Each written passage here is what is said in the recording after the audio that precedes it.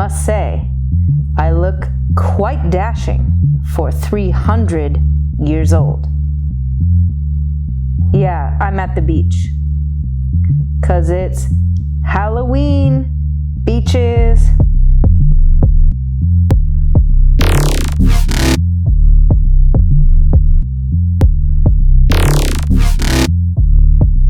Jack-o'-lanterns, ghosts, horror movies,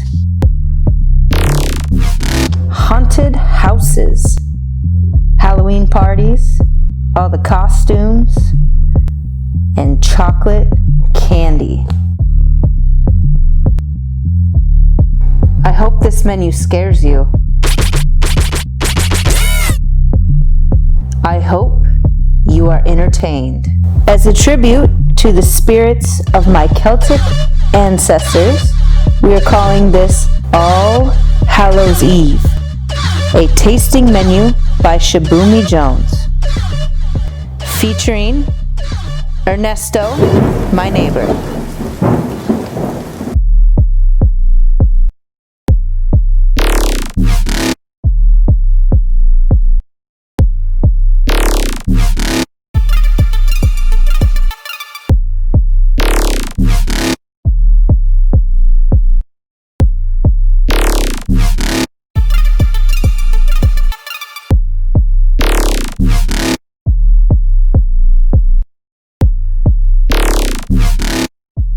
For our first course, we have a crostini. This crostini is black garlic puree with chili oil. Very simple, only a few ingredients. I took the black garlic and I confit it in bacon fat. I don't like to waste anything that comes from an animal. I always save my bacon fat and I always use it again. I put it in a vacuum seal bag and I sous vide it for a couple hours at 180 just to kind of break down the garlic. I pureed the garlic with the bacon fat, put that on a toasted crostini, and then we added red chili oil. The chili oil gave it kind of like a nice fruitiness and a little bit of spice. Because the garlic was fermented, it lost its like raw, pungent spiciness, and it's now very sweet and tangy. So we added a little bit of that spice back in by adding that hot chili oil. Can I eat this crostini? Of course I can. The garlic's been damned, so I can eat it.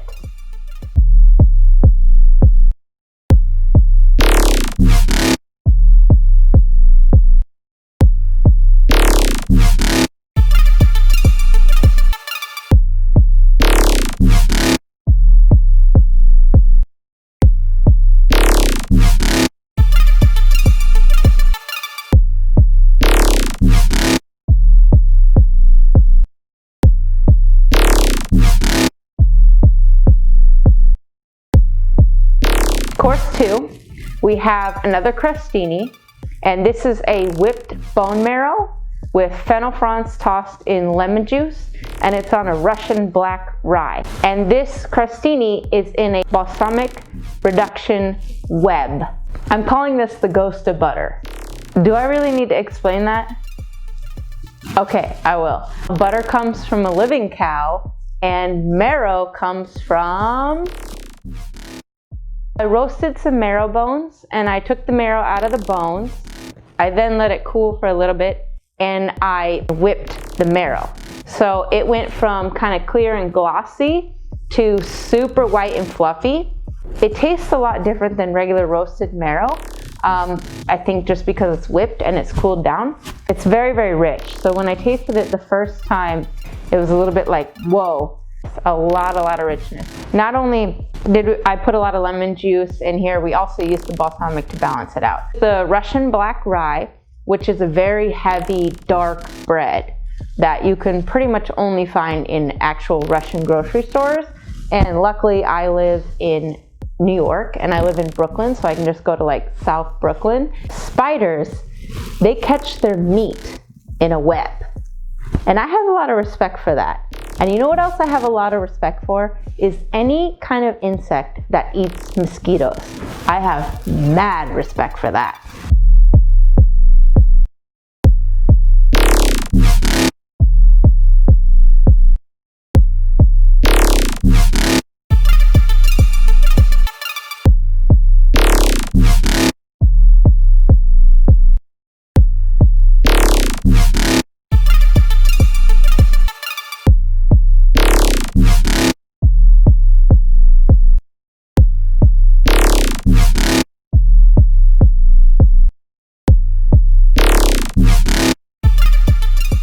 For the third course, we have a salad. It's a winter salad. We use Belgian endive, shaved fennel, and blood orange. We also got some feta in there. The blood orange is a really beautiful citrus. So going into the winter time, citrus is really getting towards its peak. I'm calling this Bloody Witch Fingers because the endive reminds me of like really long nails. And combining that with Halloween, thinking like witches, and I wanted everything not too colorful. I wanted the blood orange to really stand out. White kind of cream base, like a canvas. And then you have the blood orange vinaigrette. And then we had the blood orange segments on there, which are nice and pretty and vibrant. Bloody Witch Fingers.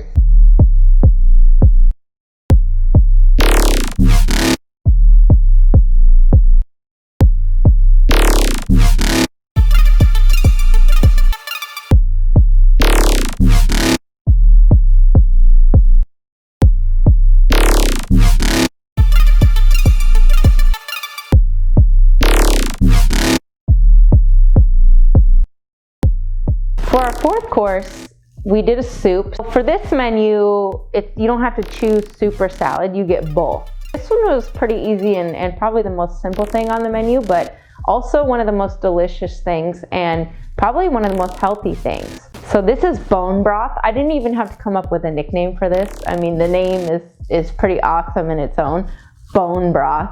We use the same marrow bones, because I don't like to waste anything on an animal, and we made a broth out of those after we extracted the marrow.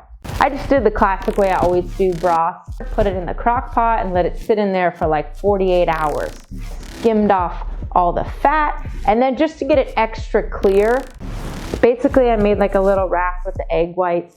I just basted the stock over the egg whites that were collected in the top, just so the egg whites will collect any particles left into the soup to further clarify the stock. So then I strained it again, and I strained it again, and I strained it with cheesecloth. I just salted it to taste, and there was already so much flavor there, you didn't even need to add anything else. The cool creepy thing we did was we served it in a bowl with the bone sticking out. Just thinking about the spirits of my ancestors, is this maybe how they scoop the broth, you know, to eat it? No, probably not, because trying to use the marrow bone to scoop the broth like didn't really work out for me. I kind of just had to like take the bowl and sort of drink the broth.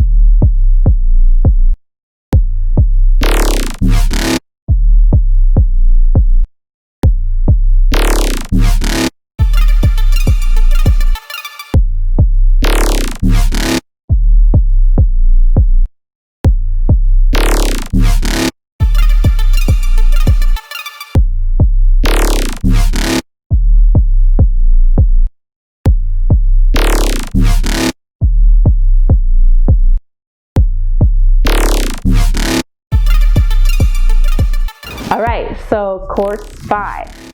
We're now on to our pasta dish.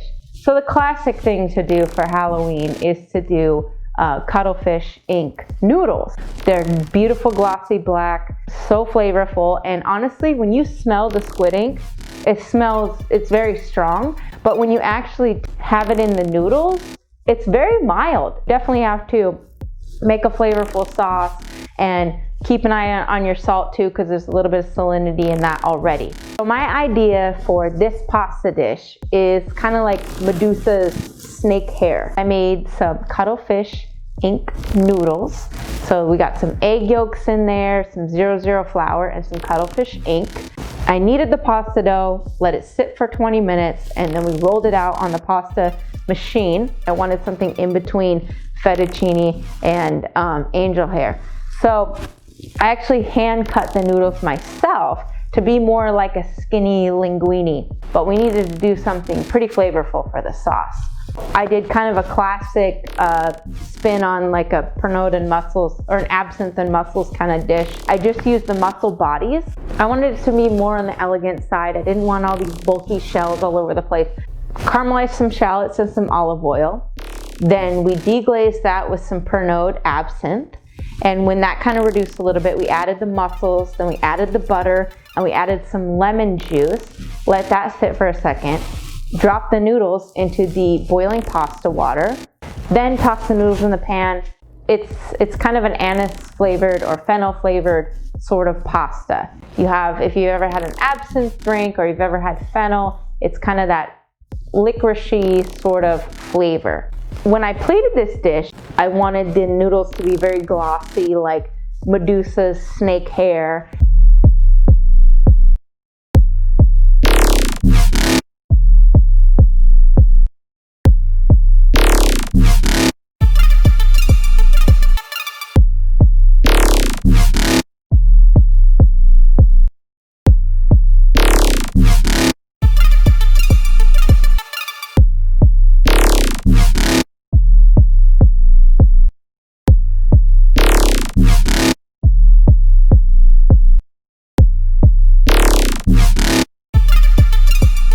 All right, course 6. So now we're on to one of my favorite things to make, the sous vide steak. I love making sous vide steak, especially strip loin. I sous vide that on 135 for about, I don't know, 45 minutes. It wasn't like a super thick piece, and we seared it in the cast iron skillet, got a nice super dark crust on it, and then sliced it open, perfect medium rare. And then the cool thing about this dish is the bloody handprint. This is an idea I got actually from my sister. She did a Halloween party last year. We took Cabernet Sauvignon and we reduced it till it was in a kind of an eau sec or syrupy kind of consistency.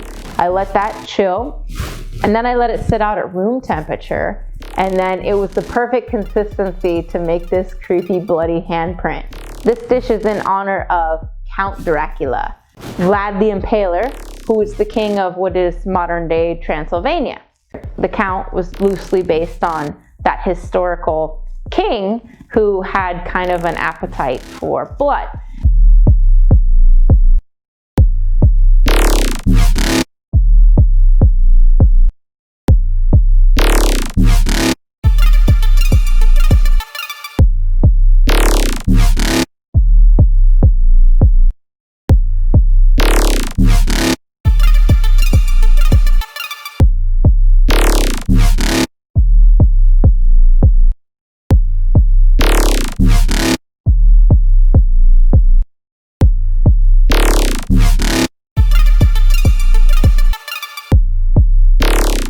We made a blood orange martini first. The martini is basically more or less a very classic drink. It's nothing super intense. Actually, most people usually know the components to it. It's usually gin or vodka with a little bit of dry vermouth. So we used Grey Goose vodka, a little bit of dry vermouth.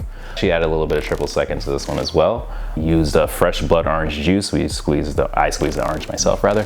All of that together, we mixed that up. Strained it out. We used a blood orange slice as a garnish. It was a little bit more on the bittersweet side, so we added a little bit of cava as well, and it basically turned into more or less a martini spritz. It had the texture and the body of martini, but it had a little bit of bubbles to it, so it had a little bit of pop. And all in all, it more or less tasted kind of like a grapefruit martini. When you see like the blood orange itself getting squeezed, you kind of get that first initial thing of like, oh, this looks like a lot like blood and like kind of like guts. And once we mixed it in with everything else, it turned into like a really nice light scarlet. So like it came out really, it was a really nice color. I appreciated it very much.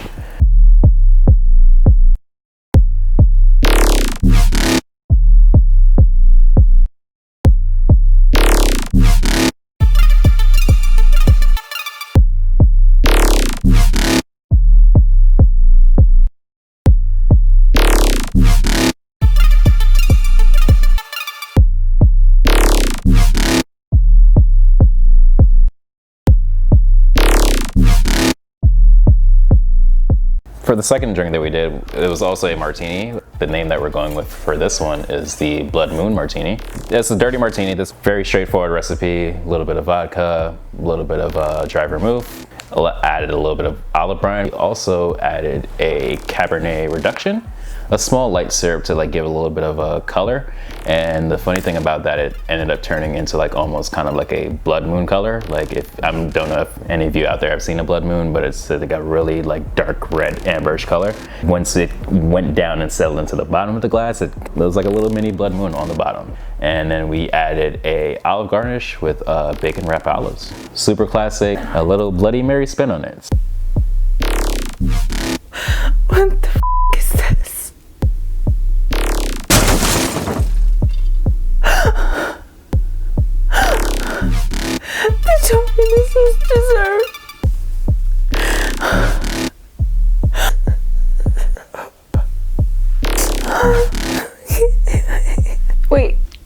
for a second. Cut.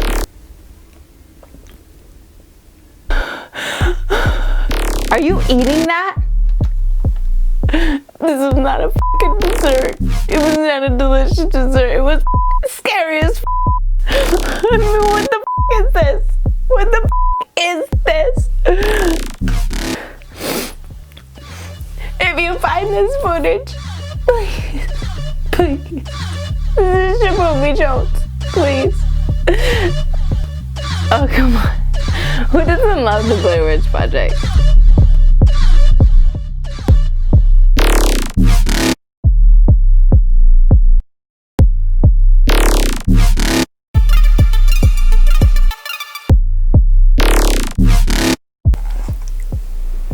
You really should have said what the fudge, since this is fudge.